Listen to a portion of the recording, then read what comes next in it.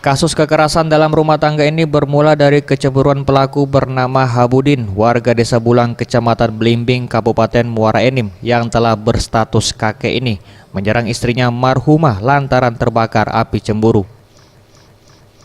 Penyerangan ini terjadi di lokasi pasangan pasutri ini bekerja di PT Agro Talang Rukis, Desa Pagarjati, Kecamatan Benakat.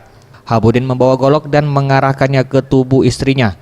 Dia terbakar api cemburu setelah menduga dikhianati istrinya yang berselingkuh dengan tetangga. Akibatnya penganiayaan senjata tajam itu, korban mengalami luka parah di sekujur tubuh. Pakai golok? Iya. Kamu lah direncanakannya anda? Tidak. Tidak. Karena dia kasih dapat kayu, dapat yang lain. Nah, saya bawa golok. Bawa golok? Iya. Jadi kamu bacok? Kamu bacok? Sementara Kapolsek Talang Ubi Kompol Okto Iwan mengatakan pelaku penganiayaan KDRT telah diamankan dan masih menjalani pemeriksaan. Motif sementara karena dugaan cemburu. Berawal daripada pelaku inisial H ini cemburu istrinya diduga selingkuh, namun istrinya tidak mengakui, akhirnya membuat si pelaku H ini kalap sehingga membacok istrinya di bagian kepala dan belakang.